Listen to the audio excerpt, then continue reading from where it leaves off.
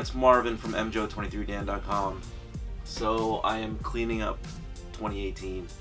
These are all my releases. I've already picked a few that were on the bottom shelf here, and I've kind of put them away just for a little bit, but I want to get the rest of it. But my video today is about 5 things that Nike and Jordan Brand can improve on in 2019.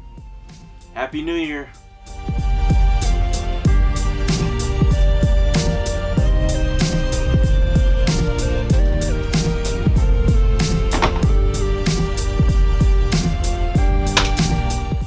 You know, when you're 5'7", it sucks because you can't reach the top shelf, so you need a stool like this. If you guys need a stool, I'll put a link in the description on my Amazon store if you want to pick one up. Just saying.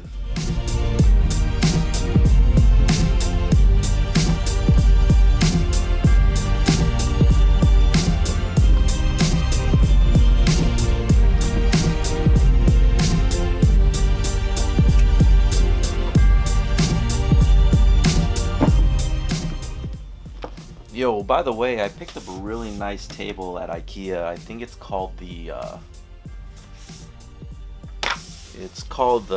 Skarsta. So if you guys are interested in picking one up, it's actually the tabletop. There's 2 different sizes, one longer one. I opted for the shorter one because I needed a little bit of a shorter space for my bookshelf over there. And then the bottom, I think this was about 80 bucks, no, 50 bucks.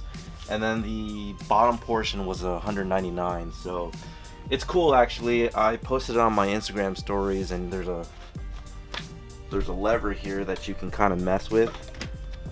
We can pull it out, raise the table, and lower the table. It's pretty sweet.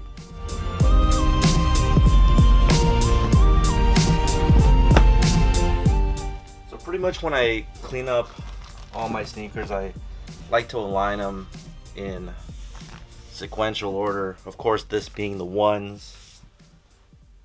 Picked up a lot of ones this year. Do you think that Jordan Brand should slow down on their releases for Air Jordan 1s? Personally, I don't think so. I don't think you can ever have too many ones. You know what I mean? But as I noted in a previous video, that Jordan and Nike should open up the floodgates for Nike ID to have the Air Jordan 1 enter that realm, because I think it's really time for Nike to do so. And I'll probably go ahead and say that as the number 5 thing that Nike and Jordan can improve on in 2019. So now, if Jordan Brand is going to be introducing Nike ID to that realm, there has to be some restrictions, because you don't want people just creating the band colorway, the royal colorway at any given moment, although those are classics. And you know, there has to be some sort of holdback whenever you do those types of releases. Those are classics. I mean, just like Converse, Chucks, and you know, any of the other ones that are widely available, there has to be restrictions, because then you start losing the aura of what that shoe actually means to people. So when I say restrictions, you want to be able to, you know, put some holdback on the types of color that you put on a particular panel. So on the royal blue colorway, you see that there's royal blue hits on the toe, on the swoosh, on the ankle collar, the back piece. So you know, I would like to say that you can put maybe one color of one piece on there and another color of another piece, but you know, then we add some more flavor to it, where we have the off-white. Say you want to just do some deconstruction on the collar there. Yes, that should be an option, but I don't think it should be an option to where you do it all over the shoe. But you know, just to give a little bit more creativity to the individual when it comes to Nike ID and the products that Nike can offer. There's going to be a little bit of discussion with that. I think they can do it with as much as the Air Jordan 1 releases throughout the year. I think it should give some opportunity for people that already do collaborations with the brand to be able to create their own sort of self-collaboration. You know what I mean? Like, it's time. Number 4, I would say, is packaging. Last year I said that Nike and Jordan Brand should do something with their boxes. The off-white one. This was dope.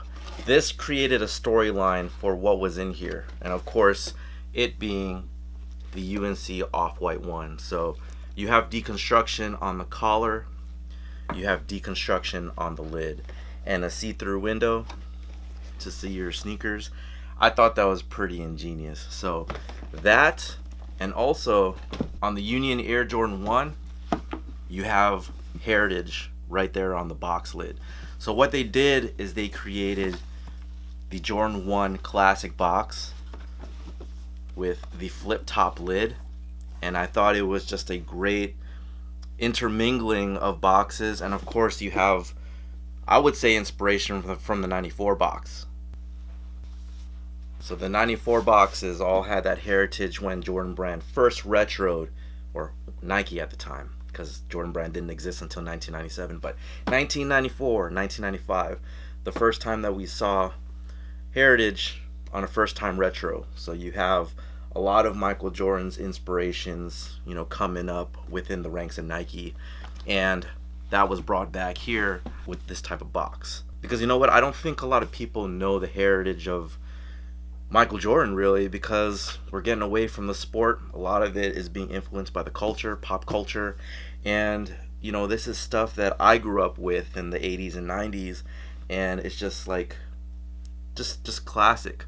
There's also one thing I would like to incorporate here is, how they have scraps or leftover materials of shoes, say, with the bread toe, there was not many of these, but they pretty much went on to other sneakers like the Celtics colorway, and the idea just transitioned over from one to another.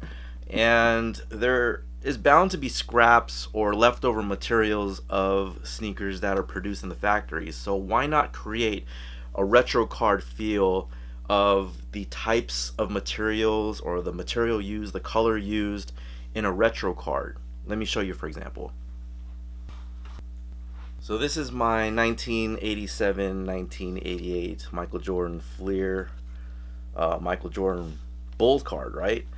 And it's in this screw top case, and it's not so much the card itself, but the way it's packaged in here. I don't have any of my cards graded. I actually need to go through a lot of my cards, but just what I'm saying is, like, you have patches of, say, like Mike's jersey, or patches of the materials used in the shoe, leftover laces, just house like square pieces within an acrylic piece and present that inside the box to the consumer. I think that would be awesome to be able to incorporate. And then on the back side, just briefly describe what it is about these materials that are in the shoe, just to give the consumer the understanding of like how it was made, like these are the materials used, this was the process, stuff like that. So I think it's just more of like a packaging slash educational idea that would be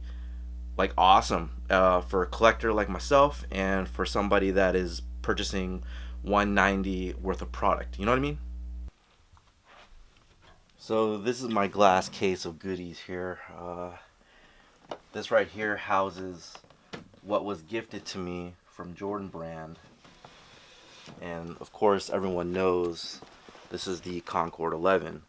So giveaways is probably my number 3 thing to discuss about what Nike and Jordan Brand can improve on in 2019. This was awesome. Like, you guys know the story. I've written about it. I've created a video about it. I gifted one to Sensei, and it was just amazing. And even though it was towards the end of the year, I think that it can spread out throughout the year.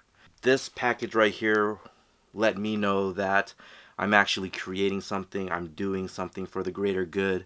I'm sharing my experiences, all that stuff. And so I think there should be a way for Nike and Jordan Brand to, give back to their consumers and let them know that, hey, we listen, we hear you, and this is what we want to do for you. So whether that be like some type of incentive program where people spend X amount of dollars for the product that they consume, or whether there's people in the community, whether that be just regular like people like me, regular consumers, people in stores, whatnot. I think there should be another way for them to be able to track and generate and be able to maybe give somebody an appreciation package like this. So, giveaways. So these are a little bit of my MJ toys. And the number 2 item that I want to discuss is probably collaborations. And right now, in the first week, maybe second week of January, there's some hysteria going over these MJ Funko Pops. And, they are $9.99 or, $10, $12, $15, whatever. And people are going crazy over them. They're going to be releasing at select Foot Locker stores this Saturday, January, I believe, 12. And a lot of people have hit me up and asked like how they can get one, or if they can look out. I can look out for them. I'm like, I'm trying to get my own, but collaborations. So yes, we have collaborations between like influencers or stores with the brand and stuff like that. But like the MJ Funko Pops were or are going to be different. And I think that's cool because it's a vinyl toy and it's not sneakers. But there is a way to be able to mesh the two. You know what I mean? So for a long time, I've always thought that Jordan and Upper Deck, which Michael Jordan has an exclusive agreement with to sign his products with that brand, where they can do some type of collaboration where they insert, say, basketball cards or posters, or have an opportunity to get a signed jersey, from Michael Jordan, because Nike does have the license to create NBA jerseys again, and it would be awesome if they'd be able to work hand in hand with Upper Deck to be able to create some cool pieces, whether that be like, I don't know, ripping up like a game-worn jersey and inserting that in a basketball shoe. Like, how awesome would that be? You know what I mean? So, anyways, I'm just trying to like give the brand an opportunity to think outside the box creatively, because there are people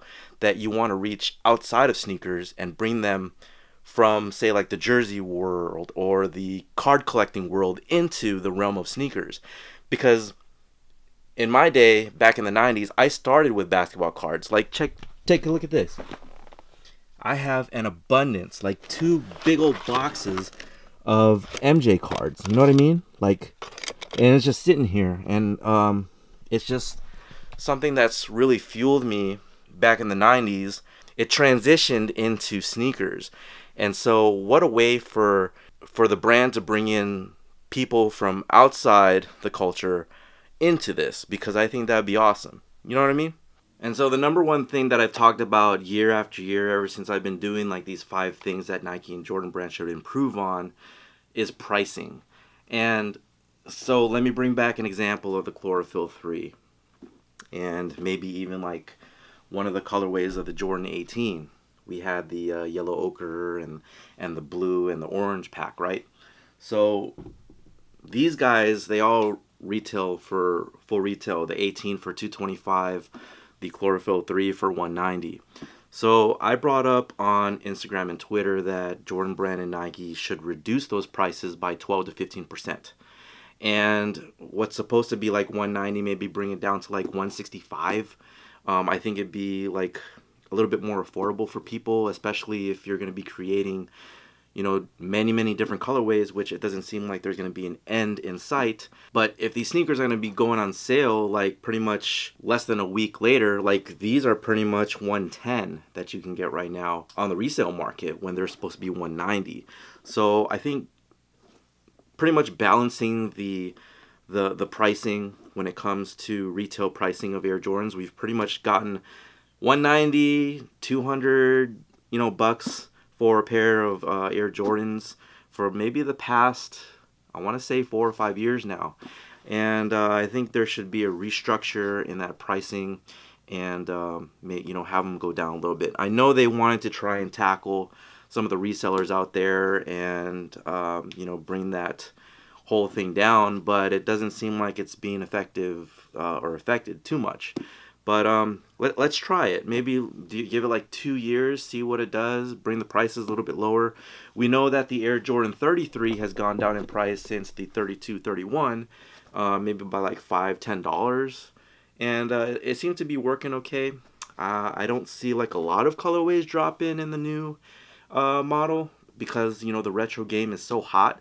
But I think by doing that, it allows the brand to be able to not have sneakers sit, you know what I mean, and for it to do well, because we've seen like a lot of sneakers hit the outlets. People don't want to pay the crazy price up front. They would rather wait because there's so many sneakers.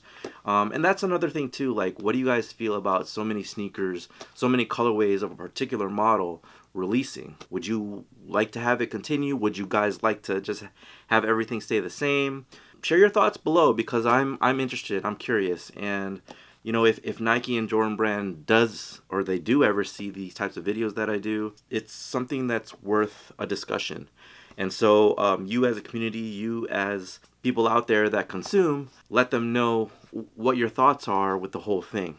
Because I've made it known on my Twitter and Instagram about like all that, and the discussion, it really gets up there. So anyways, if you guys like the video, please thumbs it up, share the content. If you're new here, subscribe to my channel, mjoe23dan.